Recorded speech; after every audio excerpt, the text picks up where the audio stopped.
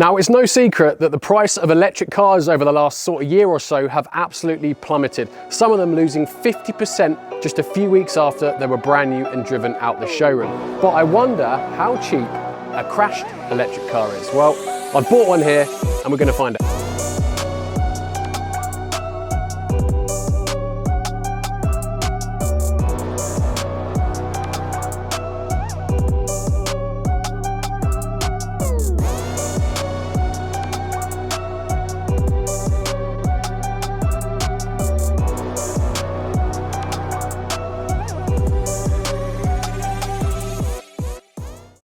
Now, I know a lot of people do not like EVs. I've done a couple of polls on them over the last month or so, and pretty much everyone was like, no, don't like EVs, won't be watching the video, blah, blah, blah. But I'm going to try and put a little bit of a different spin on it, because I don't intend to actually fix this unless you want me to, but I do want to get it running, because at the minute, this car won't run. And I want to highlight the dangers of working on an EV. Should I be allowed to work on this EV car? I have no qualifications to work on EV cars. I mean, just like if you were doing electrical work in your home, it's illegal for you to work on electrics in your home. You have to get a qualified electrician to do it. However, there are no such regulations with EV cars. I can quite happily go and do whatever I want in this, and I wouldn't be breaking the law. I may be stupid because I may try and kill myself, which may still happen in this video, but it begs the question, should I be allowed to work on this car with no qualifications and no experience? So I'm going to give it a go. So I'm going to do my precautions and do some research into how to de-energize the battery. And yeah, we'll talk about that in a moment. And here it is, the Audi Q4 e-tron. Quite smashed up at the front, but we'll get onto that. So this is a Sport 40 e-tron. So I believe it's got the bigger battery, the 82 kilowatt battery, which gives it the better range. It's pretty much brand new. It's only less than 6 months old, and it's only done 1,200 miles from new. Now, this being the Sport, it's the lower end of the spec, but it does have good additional options on this one. So if we can see, we do have the Sonos sound system there, and it also has a panoramic roof, and it's got heated seats, comfort pack, I think, but otherwise it is a standard Sport. Now, this brand new RRP, when it drove out the showroom 6 months ago, would have been £55,000. Yeah, so if we put our foot on the brake, press the button, just straighten up the steering wheel, and if we try and put it into drive, it won't go into drive. Look, it just says P, drive system fault, not having it. Oh, but it does roll. So it does, the handbrake does release, but it doesn't drive. But just like a petrol or a diesel car, this car has a pyro fuse, which means it stops sending power to the motor or the engine in the case of an accident like this one has been in. But some cars are very simple to get the pyro fuse out, and some cars are quite difficult. It's like this Audi TT that I've just rebuilt. The pyro fuse is right next to the battery, just under here. It will take you less than 5 minutes to change it, reconnect it, and get the car running again. And some cars are a lot more difficult, like Matt Armstrong's GT3, for example, had to take the whole dash out. But believe me on this one, Matt, you're going to want to hold my beer, because I'm about to take it to a whole new level on pyro fuse locations. So a little lesson about the high voltage system on an EV car. Here we have an overview outlook of what the system looks like. We have our massive battery in the middle of the car and all our orange connectors there, which are all the high voltage connectors. They are purposely done in orange to warn you. And you can see there, look, voltage range up to 475 volts and a maximum current of 450 amps. Now that, as you can see here, carries life-threatening voltage. So you can kill yourself on one of these cars. I mean, the idea is that we don't do that, but there is a very realistic possibility of that happening in today's video. So here is our battery module we need to gain access to be able to remove the pyro fuse. Believe it or not, absolute mad. It is in the high voltage battery control module. And there is our little S415 fuse for high voltage battery interruption. That is what we need to replace today. So yes, that means I've got to remove the battery to get to the pyro fuse to replace the pyro fuse. Now that has just got to be a whole new level. So I had to buy a scissor lift, which has a lifting capacity of 800 kilos, just to be able to remove the battery to get to the pyro fuse. Don't get me wrong though, that's going to be very helpful in the future with doing engine rebuilds. So that is what we're going to be doing in today's video, not necessarily repairing the car unless you guys really want me to, but I do want to get it up and running, driving about, because the suspension and stuff like that, it looks okay. So to do that, we're going to have to remove the 700 kilo battery and get to the pyro fuse, which I don't think is even plain sailing after I've got the battery out either. So let's crack on, and fingers crossed I don't end up electrocuted in the roof. Yeah, the weight of electric cars is no joke. This weighs 2.1 tons and I can't bloody push it. See, I knew it was the reason I bought a Defender. Let's go. So this is where I quickly found out there's a rolling resistance in the car's motor, which means it won't let you build up any speed and it proper resists when you're trying to tow it. So you have to tow it extra slowly. So this took about half an hour just to be able to turn this around and drag it up to the workshop. So stiff. As tight as you can. I really don't want to pull it. That's it now. Left hand down a little bit. That's it. Keep it like that. Oh, now I'm stuck.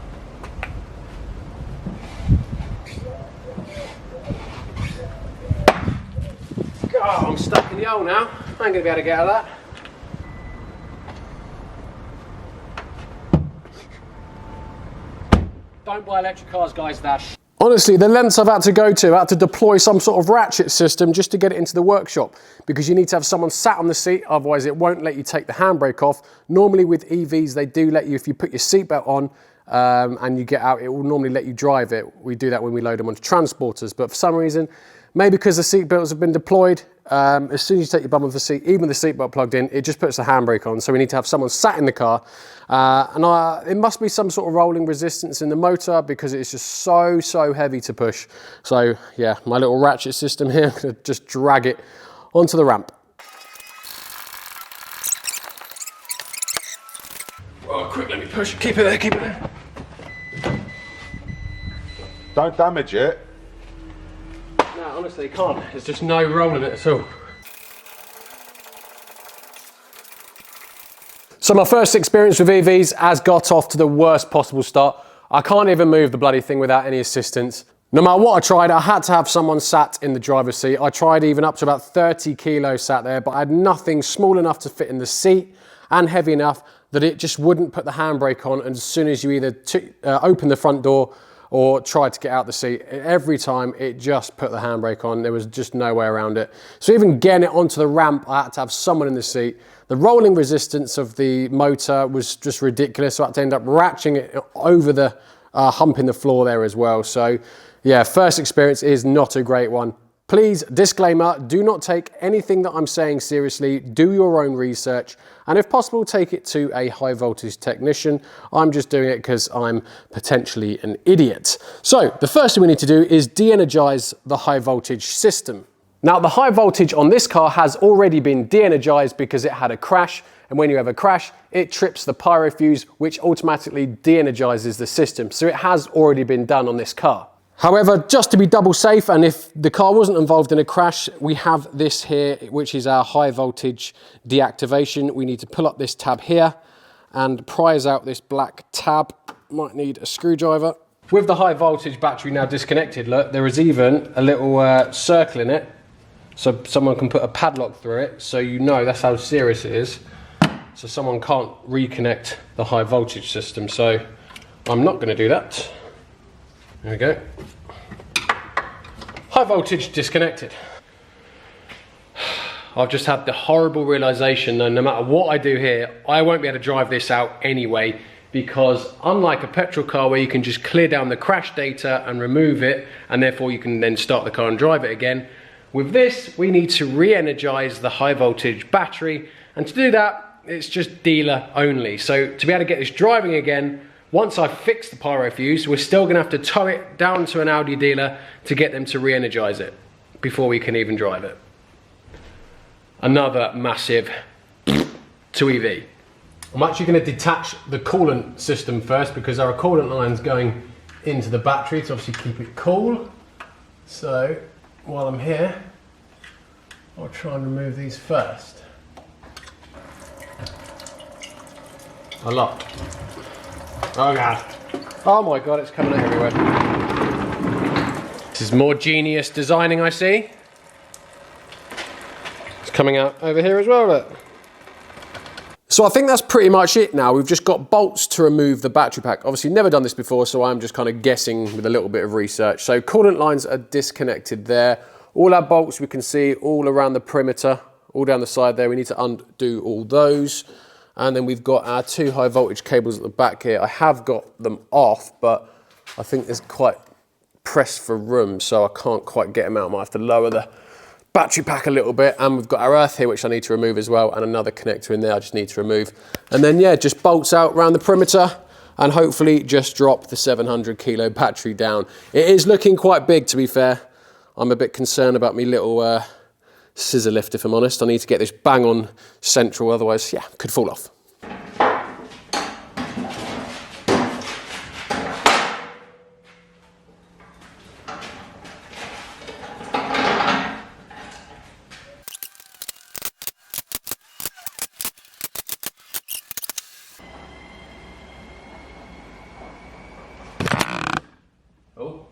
Squash me camera.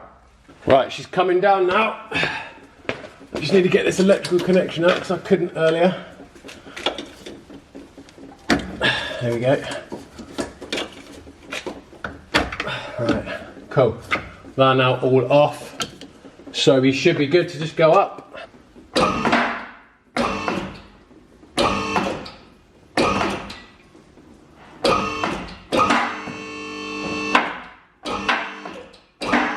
Yeah, we're clear.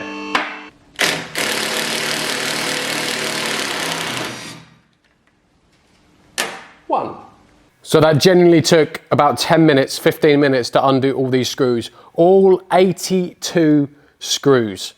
Absolutely ridiculous. But now we've got to prise the top cover off because it is covered in this weird blue EV special sealant. Look, you can see the blue there coming off. And I've just got a price from Audi to replace this sealant because obviously it is a very specific sealant. £120 just for the sealant.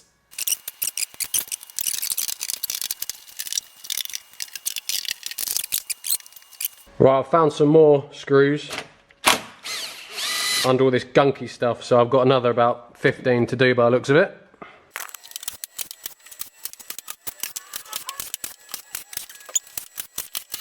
No, this black lid. Pick it up like that. Got to be careful not to touch the screws. So.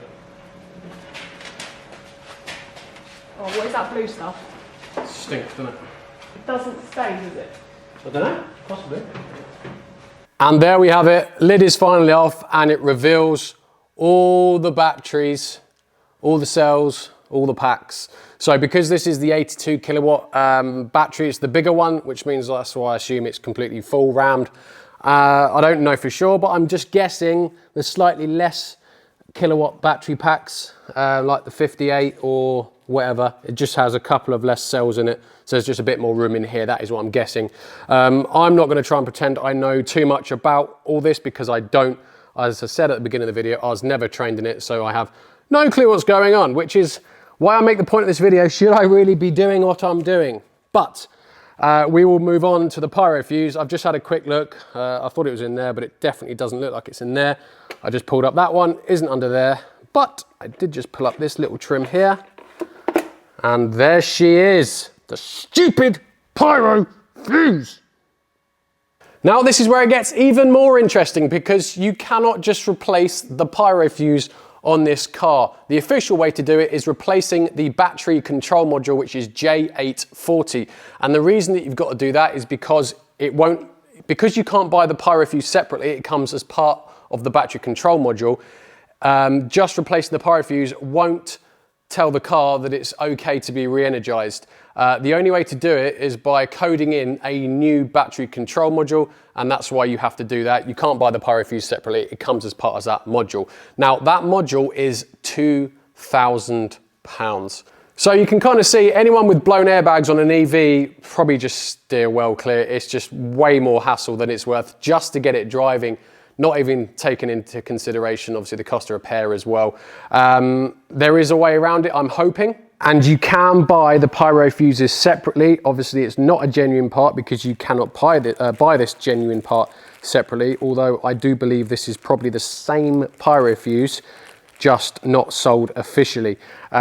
This was £100, so I'm hoping we're going to save £1,900 by replacing this in the battery control module. But for now, let's just remove the casing to the Pyrofuse and see if we can replace it in situ, or if we have to take it out. I hope we don't, but it's looking like we might have to, so let's give it a go.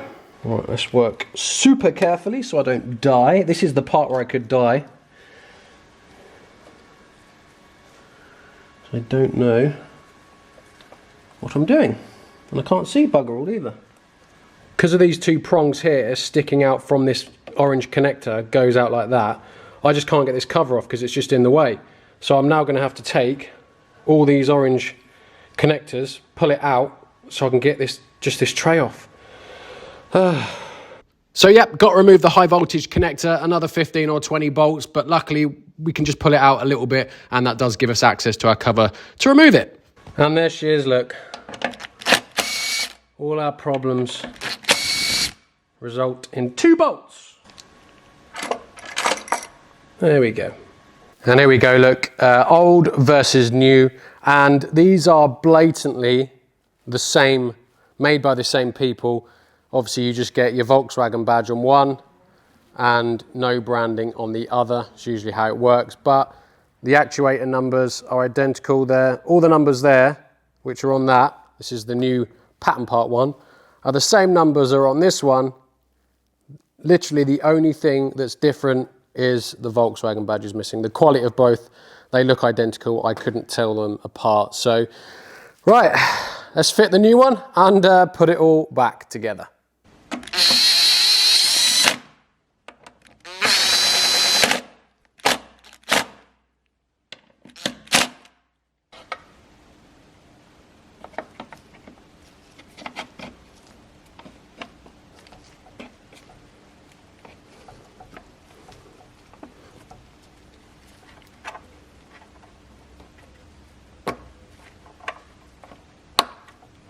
I just thought I'd take apart this Pyrofuse just to quickly have a look how it works. And it's actually quite interesting. So I've split it in half.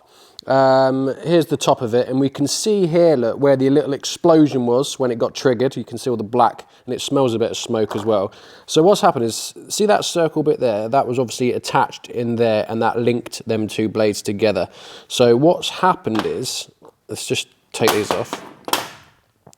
Here's the plug for the airbag, and this would have been a plunger, so that bit here would have sat up the top here.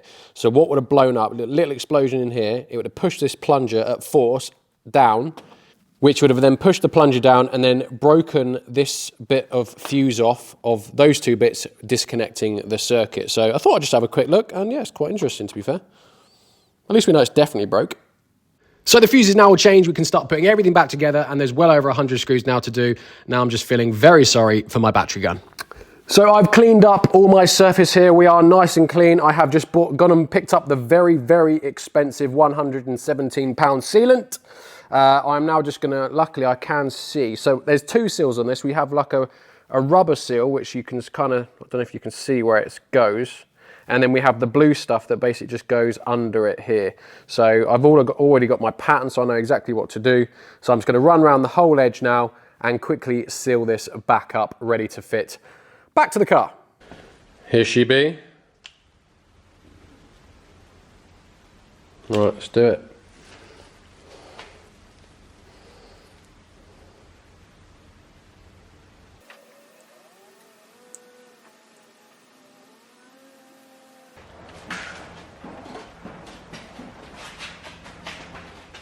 Try and get it bang on.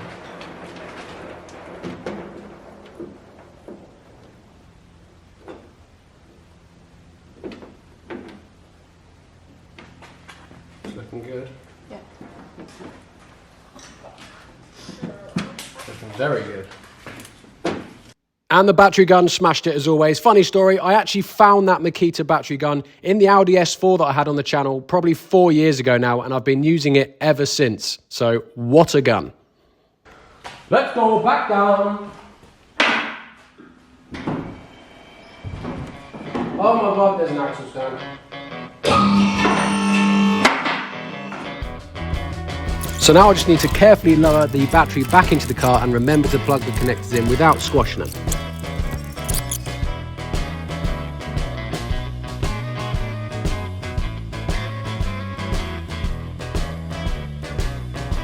So the battery is all now back in and connected, coolant lines, electrical lines, we are all good to go. I'm not going to bother putting the other trims back on just yet because I just want to try and get this thing down to Cambridge to get re-energized on the official Audi software. So the idea is we're going to reverse the transporter under the ramp and just lower the car onto it and then strap it up and drive back out again. The only difficulty we may have is because this is a beaver tail, so the rear end slants down, I might not be able to get my ramp legs out of there. So I might have to put it on a couple of blocks of wood, which isn't ideal, but needs must.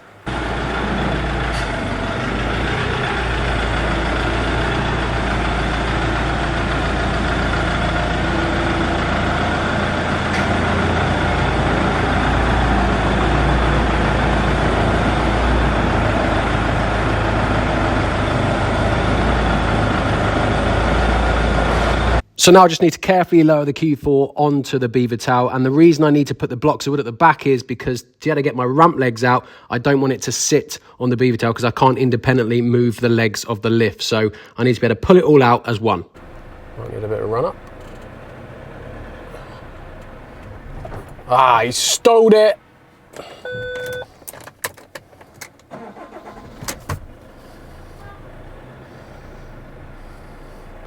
But out she comes.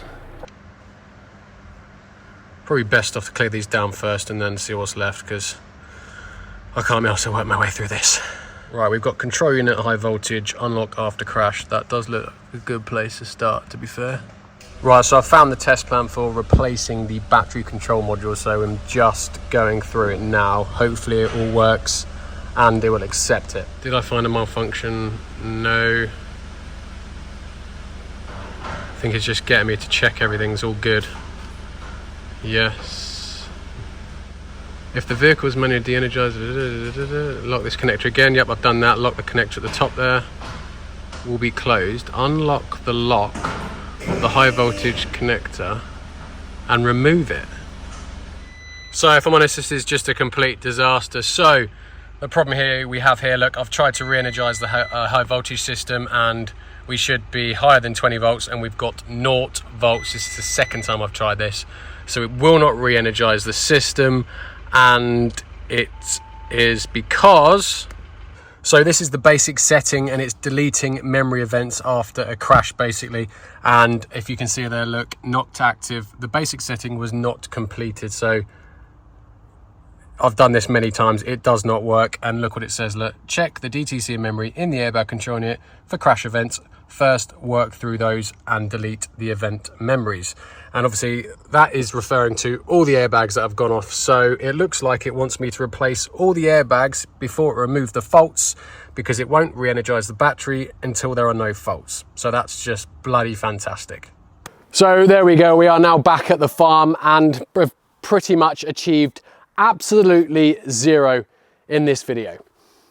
The only thing we have achieved is the fact that we can now roll the car without having anyone sat on the driver's seat, and that's because obviously some of the fault codes that are removed from the car managed to get it to go into a roll position.